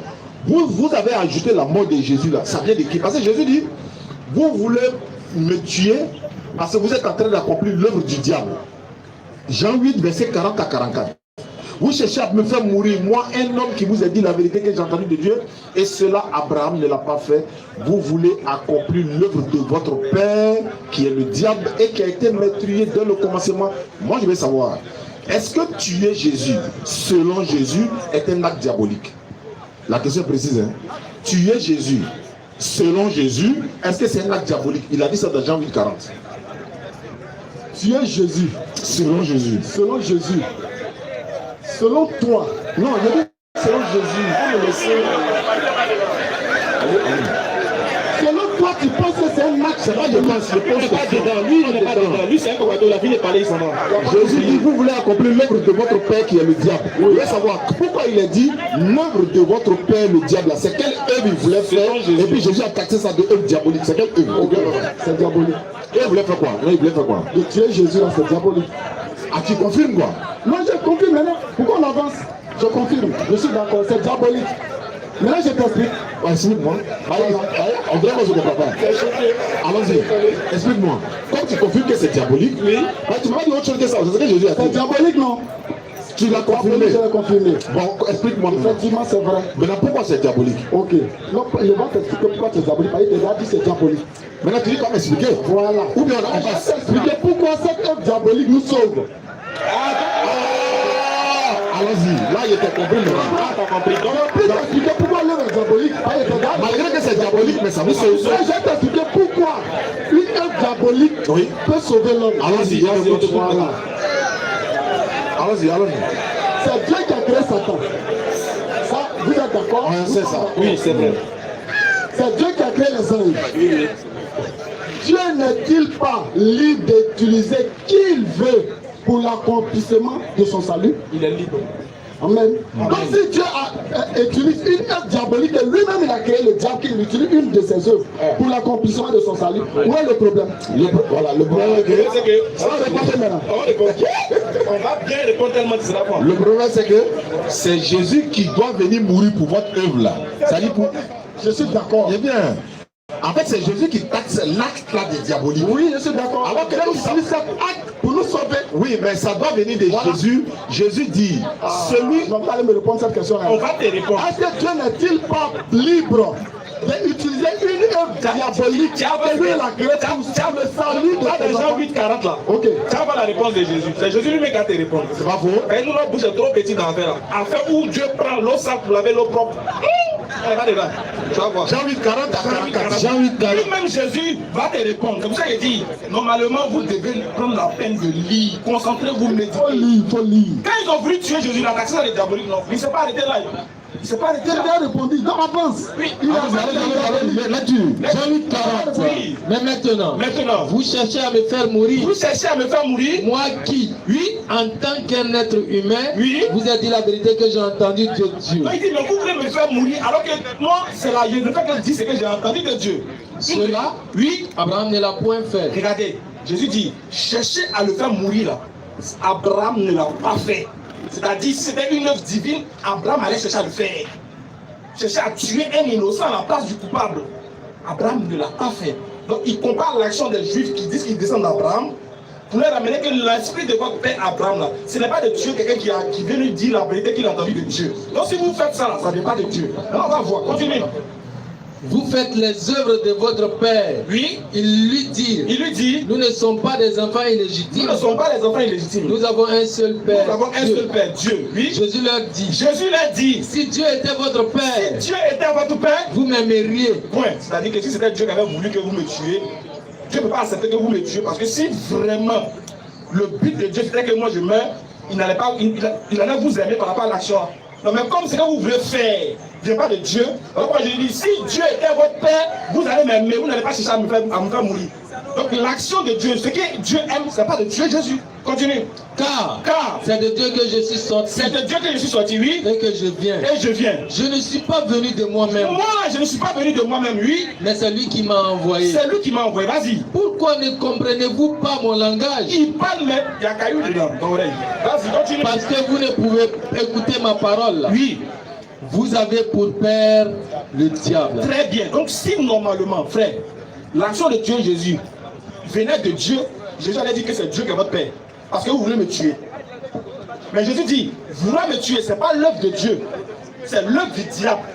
Bien que ce soit Dieu qui a créé le diable et Dieu dit à Abraham, j'ai mis deux voies, j'ai mis devant toi le bien et le mal. Choisis le bien et tu vivras. Donc Dieu, il ne mélange pas le faux et le vrai. Il ne mélange pas le diable il ne mélange pas l'impur avec le pur pour donner quelque chose. Ça donne quoi? Pur et puis impur, ça donne quoi? Ça peut donner quoi? Rien. Donc Dieu là, il présente les deux et il te demande, il te conseille et il t'ordonne à suivre le bien. Donc le bien dans les deux là, c'est que Dieu devait dire, Dieu a dit à Jésus de venir parler de sa part. Les Juifs, eux, ils font l'œuvre de Satan pour chercher à le tuer. Donc Dieu se dissocie de ça, Jésus se dissocie de ça. Puisqu'on est dans le champ direct, vas-y. Il ne faut pas prendre trop de temps. Oui. Ok. Dans votre conception, vas-y. Dans votre conception, l'écriture est là, mais il y a ta conception, il y a ma conception, à cause de son départ. Vas-y, oui, vas-y. Si on comprenait de la même manière, on n'allait pas débattre. Exactement. Ok. Est-ce que ce qu'il dit là, c'est faux? Je n'ai pas dit c'est faux. Voilà. On passe au question. Vas-y. Ça dit que Dieu ne peut pas passer par un acte diabolique pour donner le salut à quelqu'un. C'est ce que vous dites. C'est ce que Jésus a dit. C'est ce que Jésus a dit là, dans le verset là. Et c'est ce que vous comprenez. Et c'est ce qu'il a écrit. On va comprendre. Maintenant, on va lire. Vas-y. Hébreux chapitre 10, le verset 5. Le verset 5. On est là-bas. Allons-y. Christ.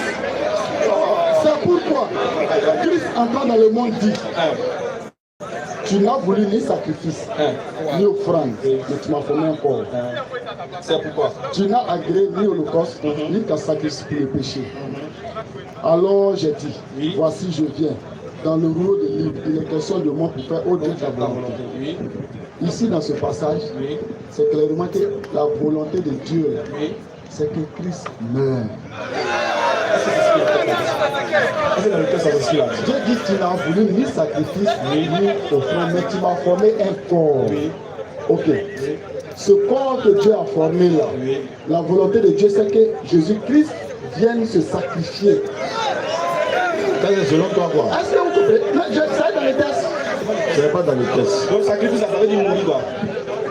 Non, c'est sacrifice chaque jour. Le famille, ça veut dire mourir. Maintenant, selon toi, le sacrifice de Jésus-Christ, c'est quoi? Donc c'est sacrifice tous les jours pour nos familles. Hein? Non, selon lui, le sacrifice de Jésus, là, dont la Bible parle, c'est quoi? Chacun le sacrifice d'abord. Venez mourir. Jésus dit, il n'y a pas de sacrifice. Selon vous, le sacrifice dont Jésus parle, on n'a pas parlé de sacrifice. Ça ne veut pas dire que se tuer. Moi, je vais te demander c'est quoi. Écoute-moi. Ok, donc moi. Jésus dit, Luc 4, 42 à 43, il faut aussi que j'annonce aux autres villes la bonne nouvelle du royaume de Dieu, car c'est pour cela qu'il a été envoyé. Il n'a pas dit pour venir mourir. Il faut que j'annonce aux autres villes la bonne nouvelle du royaume de Dieu, car c'est pour cela que j'ai été envoyé. C'est vous, chrétiens, qui aviez dit que Jésus est venu mourir pour vos péchés. Cherchez le verset. Sacrifice, là, selon la Bible, c'est quoi il est parlé. Je répète encore. Il dit, est-ce que Jésus a dit qu'il est venu mourir pour vos péchés? Il n'a pas dit. Je vous ai lancé défi Jésus parce que vous ne pouvez pas relever. Hein. Est-ce que Jésus a dit, voilà, est-ce que Jésus a dit, je suis venu mourir pour vos péchés, ou bien ma mort vous sauve? Luc 23, 34, Jésus dit, Père, pardonne-leur, car ils ne savent pas ce qu'ils font. Regarde, frère, il y a pardon lorsqu'il y a un mal. Mais on ne demande pas pardon de Dieu lorsque quelqu'un fait un bien. Il dit, Père, pardonne-leur, car ils ne savent pas ce qu'ils font. Jésus aurait dû dire, Père, bénis-les, car en me tuant, ils auront la vie éternelle. Question-réponse. Vas-y. Il va poser la question. C'est quelle question il va répondre? C'est quelle question? Bible, le sacrifice dont Jésus parle, le sacrifice dont Jésus parle de la Bible, c'est quel sacrifice? Tu vas répondre ça. Il me menace. Bismillah, vas-y. J'ai une question. Salam alaikum à tous. J'ai une question à poser aux frères chrétiens et aux frères musulmans en même temps. Le thème, comme c'est sur la loi, est-ce que la loi de Dieu sauve ou pas? Moi, je ne vais pas toucher les œuvres. Je vais aller sur la loi directement. Mais on va définir la loi. La loi se définit par un ensemble de règles ou de normes établies par une autorité compétente destinée à régir le comportement d'un certain nombre de personnes qui composent une société. Maintenant, elle est faite pour assurer la justice et défendre les droits et les libertés des citoyens. Donc Dieu a établi la loi pour équilibrer la société des humains. Ok.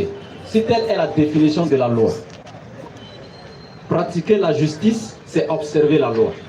Jésus, maintenant, dans Matthieu chapitre 5, à partir du verset 20 à 22, il dit à ses disciples, si votre justice ne surpasse pas celle des scribes et des pharisiens, vous n'entrerez pas dans le royaume des cieux. Alors si la pratique de la justice est l'observation de la loi, est-ce que Jésus est en train de dire ça à ses disciples, que s'ils ne pratiquent pas la loi plus que les scribes et les pharisiens, ils ne rentreront pas au paradis? Apprenez la question rapidement. C'est Matthieu 5, verset 20. 3 minutes. Vous avez 3 minutes pour répondre. Allons rapidement.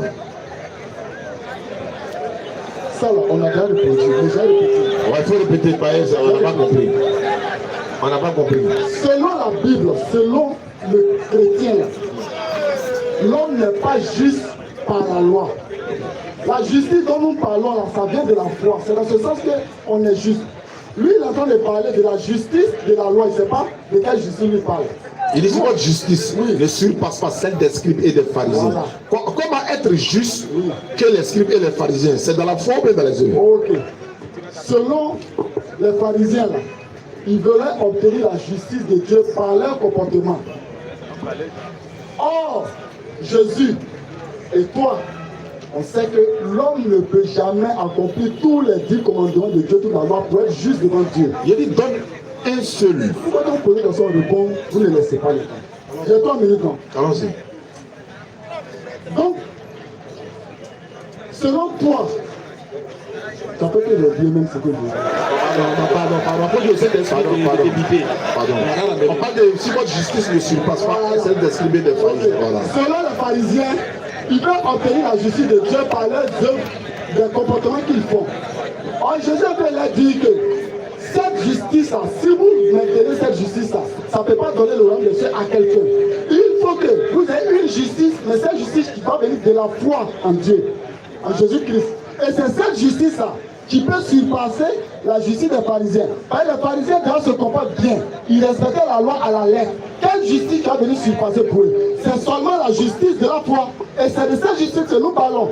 Or lui, il a encore de la justice de la loi. Nous, notre justice, là, ça vient de la justice de la foi. Ça surpasse les pharisiens. Ah, la justice de la foi, là, c'est quoi? Ah, ça c'est français. Ouais, c'est pas.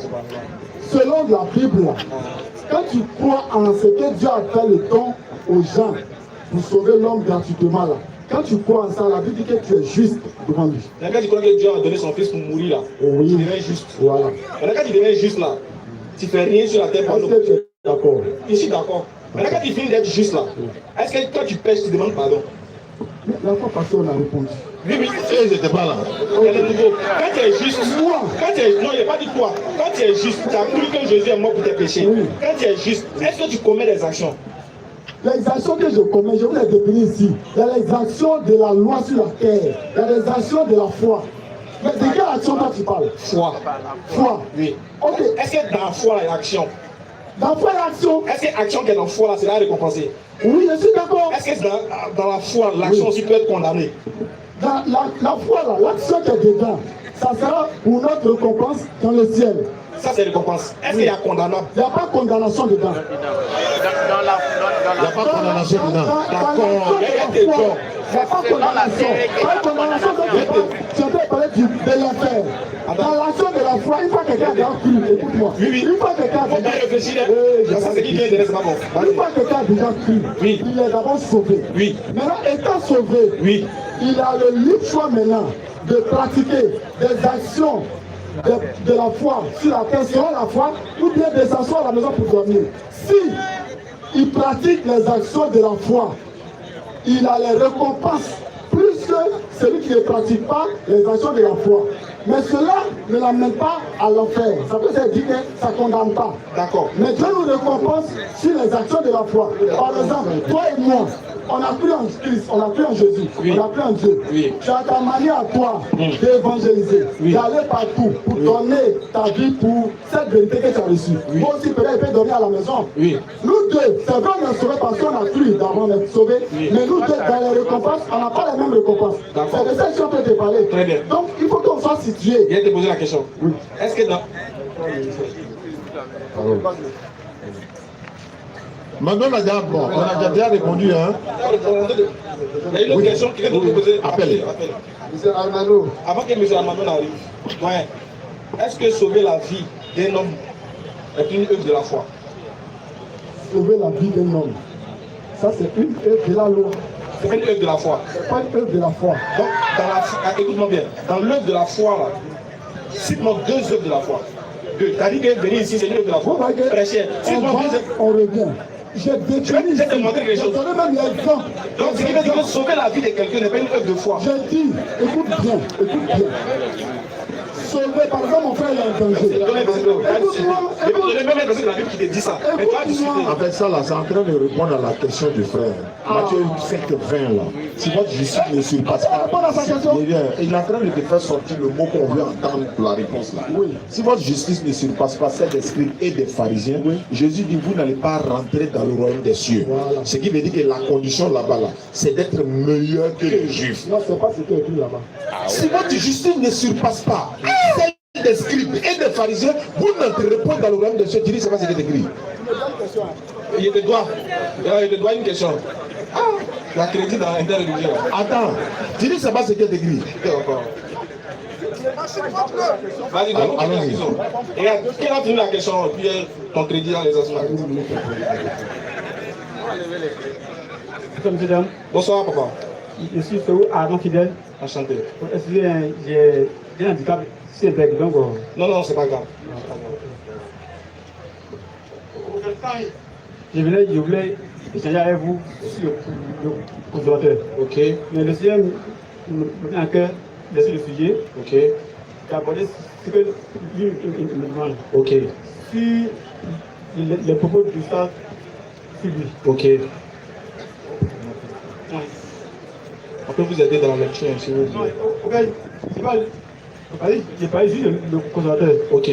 Mais est-ce que vous pouvez venir jeudi prochain pour que vous et nous on parle du Là, comme ça, vous consolateur? aurez l'antenne. Voilà, le temps. Mais si vous avez une question pour l'instant, Ça dépend. Je venais pour le consolateur. Pour le consolateur. Le Seigneur m'a dit, le message, je devais un autre. Ok, il n'y a pas de problème.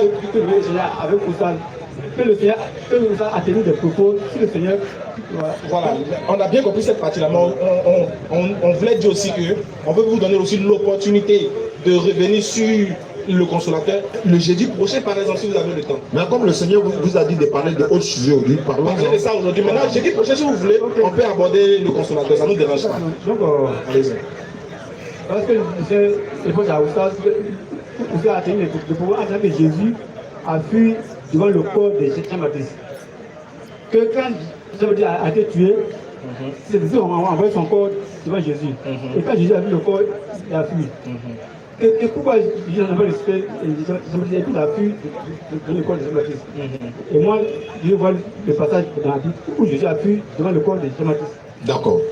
Je l'ai dit, effectivement, c'était un lapsus en disant ils ont envoyé le corps devant Jésus. Mais seulement ils sont venus dire à Jésus que Jean-Baptiste a été décapité, il s'est levé, il est parti. Maintenant, ma question était de savoir là, lui qui ressuscite les morts là, on dit ton ami ils l'ont décapité, tu te lèves là, tu vas où? Je vous retourne la question. Non. Ah oui, non. C'est ce que j'ai dit, non? Non, comme il est là. Je dis c'est un lapsus. Appelle deuxième, appelle l'un de ton boss, un autre, Amidou appelle. Monsieur Samson. Pourquoi Monsieur Samson? Amidou appelle, hein? Mais je... Oui, mais attends. Donc il a été humble, il a dit que c'est un lapsus. Donc il faut dire que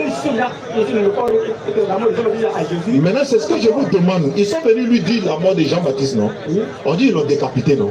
Ça, c'est vrai, non? Oui. C'est ce qu'il aurait dû dire, non? Je m'en excuse. Maintenant, mon problème là, comme Jésus ressuscite les morts là, il s'est levé là, il est parti où? Après avoir entendu qu'ils ont décapité Jean-Baptiste. Il est parti où? Après, ce que Oussaz voulait dire dans la vidéo, merci. C'est vrai, il voulait dire que après vu que Jésus ressuscite les gens, moi ça m'étonne. Après avoir entendu que Jean-Baptiste, son frère, son ami, ou du moins son, je sais pas quoi, a été décapité, et que les disciples viennent lui informer, il prend la fuite. Oh, normalement, il devait ressusciter. Maintenant, dans son propos, il a dit. Non, ils ont envoyé le corps devant lui. Il s'est trompé, il s'excuse. Voilà, vous devez répondre à la question. Ça, c'est un détail. Nous, on veut maintenant le. Parce que nous, on vous connaît, que vous, là, sur les petits détails qui sont. Là, quand il dit le, au lieu de là, il a dit si, il a dit présent, non, il a dit puis, il a dit ton. C'est des détails là. Ça, c'est les détails. Est-ce que dans le fond, pourquoi il ne suscite pas Jean-Baptiste, sachant. Voilà mon esprit. Voilà, c'est l'esprit qui l'a dit. Faut laisser on s'est excusé pour nous. On est humble, on reconnaît nos torts. Maintenant, le fond, là. Pourquoi il ne ressuscite pas Jean-Baptiste? Pourquoi il béou quand on vient lui dire que ton frère était décapité? Voilà. Pourquoi il fuit? S'il n'a pas pété, lui-même on le tue. Pourquoi il fuit? Ah, mais c'est toi qui as venu le passage. Donc, jeudi prochain, tu viens, on va décortiquer ce passage dans sa page. Vous ne pouvez pas répondre à la question. Pourquoi Jésus s'est levé, il est parti? Attends, vous savez que le verset existe, non? Il s'est levé, il est parti, non? Mais la question est de savoir pourquoi il est parti. Non, pourquoi il est parti? C'est pas une fuite, mais il est parti pourquoi? On a compris. On va vous donner bien le temps de vous exprimer comme il y avait déjà des frères. Voilà. Il y a déjà des frères qui sont. Ça va. Non, c'est eux qui sont. On va vous donner en fait, on va vous mettre à l'honneur aussi un jour spécial là où c'est vous seulement qui parlez avec des gens, vous pouvez venir avec des gens. Jeudi prochain, parce qu'ils ont pris le rendez-vous avant les demi, c'est le dernier tour aujourd'hui. Donc vous confirmez? Il va vous. Quelqu'un n'a pas votre numéro, il va coordonner avec vous. Vous confirmez le jeudi prochain? Touré. Ok, d'accord. Ok, vous aurez le temps, Inch'Allah. Eh bien, ça me donne une lumière de soleil, il n'y a plus de soleil. Ah, pardon. Bonne arrivée. Question-réponse, alors rapidement. On va partir à bas le rien ici. Tu es prêt pour moi? Vas-y. J'ai une question pour les deux camps. Oui. Avec les musulmans et les chrétiens. Faut parler fort, quoi. Alors, donc, nous là, nous sommes là. on n'entend pas. Nous tous, Voilà. nous sommes en train d'assister à votre panel actuellement. Oui. Qu'est-ce qu'on doit retenir de ce que vous faites? Parce que quelque part dans la Bible, dans les 10 commandements, il est écrit, je ne sais pas si c'est le cas, il y a les 10 commandements aussi dans le Coran, il est écrit qu'on n'utilisera pas le nom de l'Éternel, notre Dieu, en vain. Voilà, en vain pour blasphémer, pour s'amuser. Mais vous êtes en train de débattre actuellement. Donc qu'est-ce qu'on doit retenir? Ce qu'on doit retenir de tout ça, c'est quoi? Merci beaucoup, frère. Tu sais, la première des choses qu'on doit retenir, c'est que grâce à nous, tu es venu poser question. Ça, c'est la première des choses. C'est que grâce à nous, au moins, tu as eu le temps. Parce que là, tu sais que le temps, c'est de l'argent. Si tu t'es arrêté tu as attendu, tu as analysé, que tu es venu poser une question, c'est que ce qu'on fait là, quelque part, est important. Si c'était pas important avant de tirer de la partie. Donc, le premier point, ce qu'on doit retenir, c'est que grâce à nous, on a l'opportunité de faire comprendre les Écritures à certaines personnes de manière simple, où on ouvre le panel, où on ouvre l'échange à toute personne, sans agressivité, sans violence, sans vulgarité. D'accord. Donc on voulait montrer que l'échange entre les chrétiens et les musulmans, si sur des points de divergence est possible, sans qu'il y ait l'animosité et la haine. Premier point. Deuxième des choses qu'on doit retenir, c'est que le sujet là, il est capital parce qu'il parle du salut. C'est-à-dire qu'il parle de notre sort après notre mort. Oui.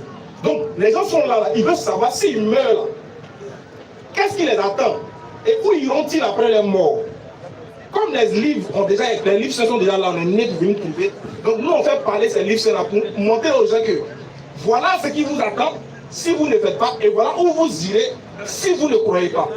Donc voilà pourquoi on échange. Eux, dans notre partie, ils disent, partie chrétienne, ils disent que pour être sauvé là, il faut croire au Seigneur Jésus qui est mort à la croix, c'est tout. À part ça, tu peux faire ce que tu veux comme action. C'est ce qu'ils ont dit. Tu vas aller au paradis, tu peux aller boire tout coup, tu peux cogner quelqu'un, tu peux, voilà, tu peux décapiter quelqu'un, c'est pas grave. De toute façon, toi, Jésus a déjà tout payé. Jésus a déjà tout payé. Nous musulmans on dit, frère, tu m'écoutes? Nous musulmans on dit, Jésus ne l'a pas dit.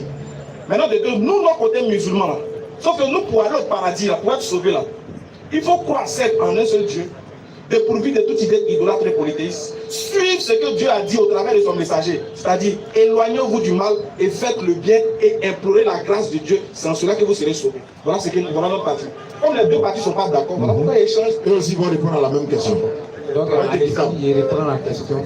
Il dit quelque part dans la Bible, il est dit commandements. Il ne sait pas si c'est le cas dans le Coran, mais il est écrit que tu n'utiliseras point le nom de l'Éternel ton Dieu pour blasphémer. Voilà, parce qu'actuellement, on est en train de débattre si ça parle de Dieu.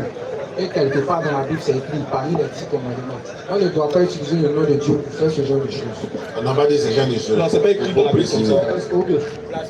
On n'a pas placé. Nous ne venons pas, Allons-y. puisque ça c'est une question, ce n'est pas pour être contre quelqu'un, mais tu es contre l'échange. C'est ce que moi je retiens. Voilà, tu es contre le débat. C'est-à-dire que chez toi, on ne va pas débattre. Ok. Jésus-Christ même. Voilà, attendez, il va répondre. Écoutez-le, il répond au frère. Jésus-Christ même partait dans les synagogues, partait devant les gens pour déposer la vérité qu'on lui a dit pour venir nous dire. Laissez-le parler. Allons-y. Il ne faut pas les écouter. Donc, Jésus-Christ lui-même, il partait débattre, il partait échanger. Tout cela, c'est pour quoi? C'est pour que les gens, que ce que Jésus dit, il se retrouve dedans, puisse être sauvé. Donc, les échanges ne finiront jamais. Les débats ne finiront jamais. L'essentiel qu'on avait débat, il y a ce qu'il dit, il y a ce qu'on dit. Chacun retient ce qu'il peut retenir dans un des deux cas. Les deux cas, c'est tout. Et c'est où ce qu'on a demandé? Voilà, selon nous, le salut là, c'est une grâce pure de Dieu sans les œuvres de l'homme.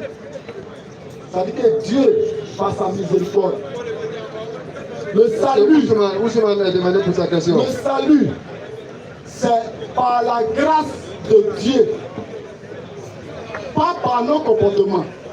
Nos comportements là, c'est pour notre bien-être sur la terre. Nous, on n'a pas fait dire de mal se comporter. On est d'accord que l'homme doit se comporter. Mais en quoi est-ce que, pourquoi l'homme doit se bien comporter?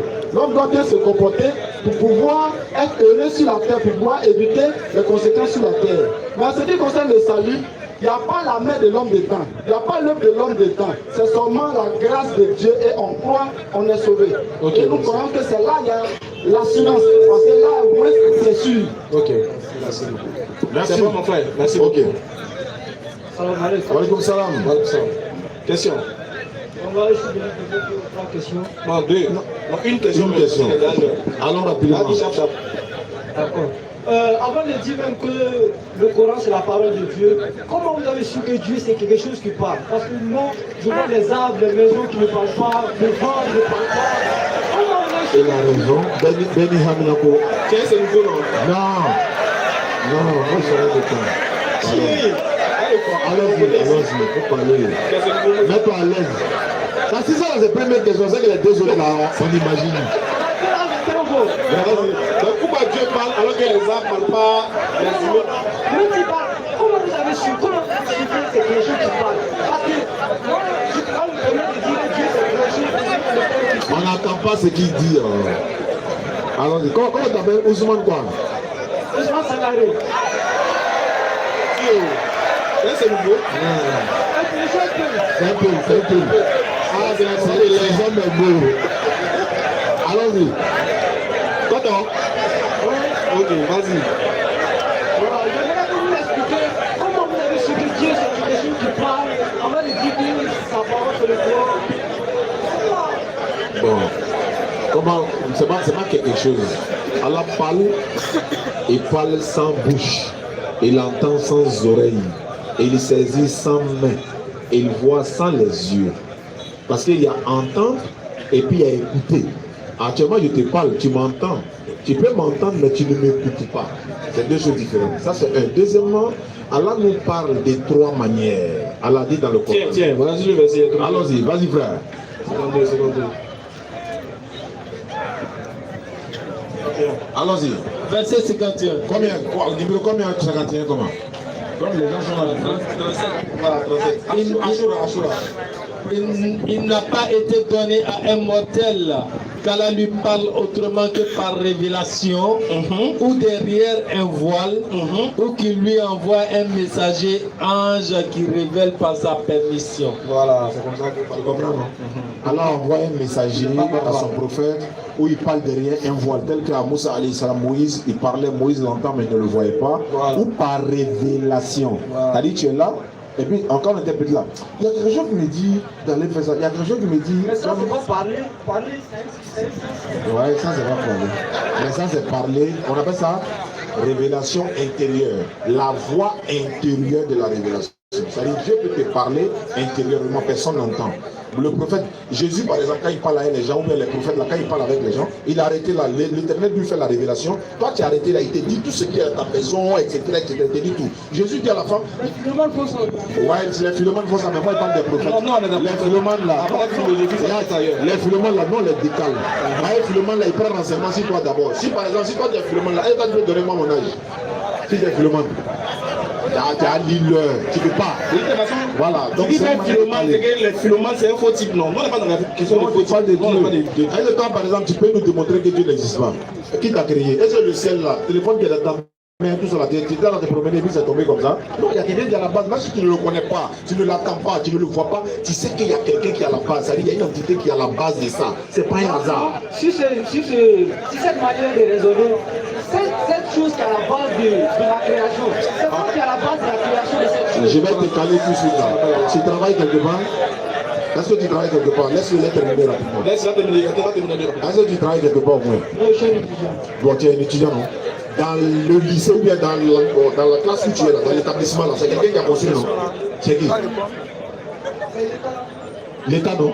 Ouais, maintenant, après, qui est le propriétaire de ce bâtiment là? C'est l'État, non? Et après l'État, il y a qui? C'est juste l'État. Ah, si c'est l'État, c'est limité. Quand c'est Dieu, tu cherches encore derrière. Pour Dieu aussi, c'est limité. C'est limité, c'est pareil. Il n'y a personne derrière. Tu comprends maintenant? Il faut donner un micro là. Donne un micro au chrétien. Donc, faites vos conclusions. Oh, c'est l'État. Vas-y. Alors, voilà, pour votre conclusion. 2 minutes. Non, on n'a plus rien à dire. Vous avez 2 minutes de pouvoir conclure. Vraiment, on remercie tous ceux qui sont venus. Ok, écoutez, s'il vous plaît. Calmez-vous, la prière c'est 15. On va partir tout à l'heure. Allons-y. Allons-y. C'est par la grâce, on le répète, avant de partir. Ok. La grâce de Dieu là, c'est ça qui nous sauve. Ok. Ce n'est pas nos comportements. On est d'accord que l'homme doit bien se comporter, mais l'homme se comporte bien pour son bien-être sur la terre. Okay. Et à cause de ça, moi aussi, je tente de ne pas mal me comporter. Okay. Mais en ce qui concerne le salut, Dieu nous a fait grâce. Et cette grâce, il a symbolisé ça par le sacrifice de Jésus-Christ. Et pour que si nous voyons que Christ est mort, il est ressuscité, nous croyons effectivement que nous sommes sauvés et nous n'avons plus de péché envers lui. Tout ce que nous devons craindre maintenant, c'est notre vie sur la terre. En ce qui concerne le salut, nous sommes sauvés par grâce. Parce qu'à part cette grâce, personne ne peut être sauvé. C'est par la plus grâce. Si on veut mélanger la grâce et les œuvres, l'homme ne peut pas aller au ciel parce que quand Dieu va donner sa grâce et que l'homme va vouloir faire les œuvres, ça ne sera pas correct.